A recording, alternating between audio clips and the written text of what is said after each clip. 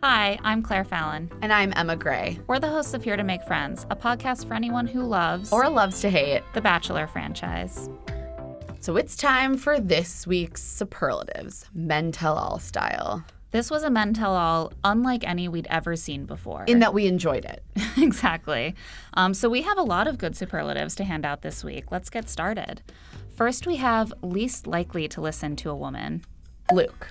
Obviously. We saw Luke refuse to listen to Hannah in so many ways. She's never told me that she loves me, but I know she loves me. In so many situations. Can I just cut you off for a second? Honestly, I'm happy we're having this conversation. Yeah, hold on. And clearly this took place over the course of months. I care about her so much, I don't want to go home. He's nothing if not consistent. I'm about to go psycho. A very highly deserved superlative for Luke here. Yes. Next, we have the most impactful redecoration. Hannah and that rose pedestal. Ooh, just what an iconic moment seeing her just pick the whole thing up, move it around Luke, set it back down, and act as though he didn't even exist. I have never seen a side table moving 2 feet in such a high-pressure situation with such dramatic results. Wow, it really hit me. Next, we have most gleeful cancellation. The Luke P show. The Luke P show is canceled. We will not renew the season. I mean, look at these smiles. And I think everyone on the show was even more excited than we were. I have never seen Jed and Peter and Tyler just more full of unbridled excitement. I've never been so stoked to see someone leave. I think we saw some dancing. Yeah, on a day reminder that one of them will be going home. You know, that joy cannot be contained. Luke's show is so over. Next, we have most bachelor-friendly edit. Mike. Big Mike, y'all. I love you too. We've been polling for Mike, and it really seemed like he was getting that future Bachelor edit during his time in the hot seat, which is really promising. It would have been amazing for her to see and meet my mother, my sister, and my grandma. And even Hannah seemed to be, Team Mike for Bachelor. I respect you and will be your fan forever. And honestly, same. Same. Next, we have the most dangerous moment, for real.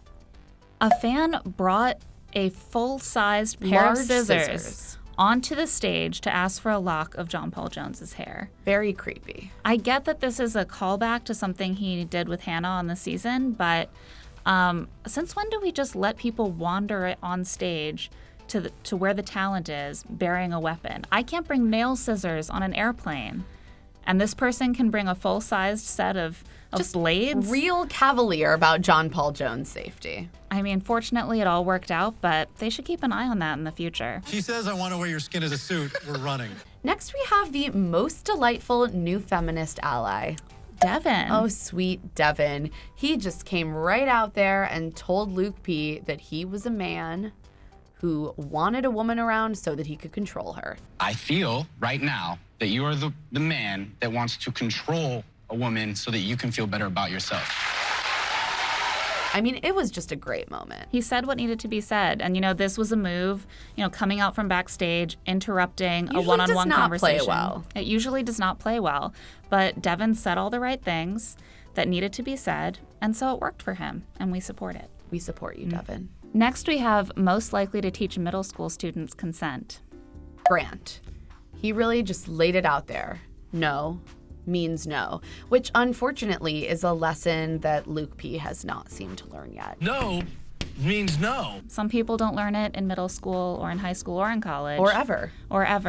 Which is a real problem. But we appreciate that at least one person on stage had really mastered that rule and was ready to convey it to other people. Exactly. So thank you, Grant. Thank you, Grant.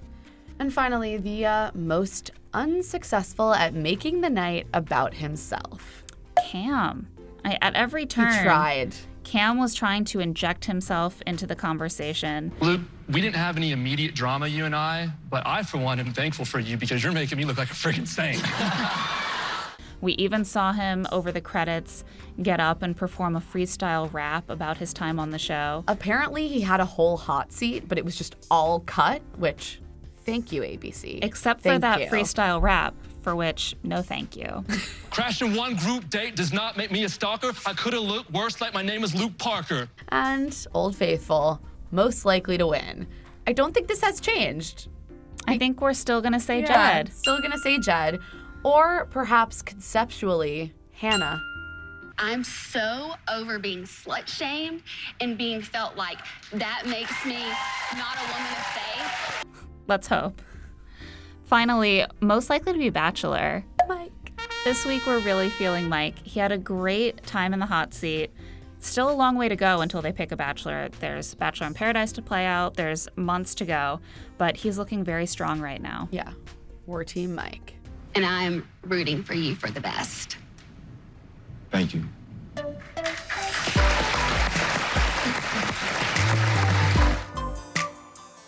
And that's it for this week's Men Tell All Here to Make Friends Superlatives. Join us again for more love And snark. when we discuss the finale of The Bachelorette.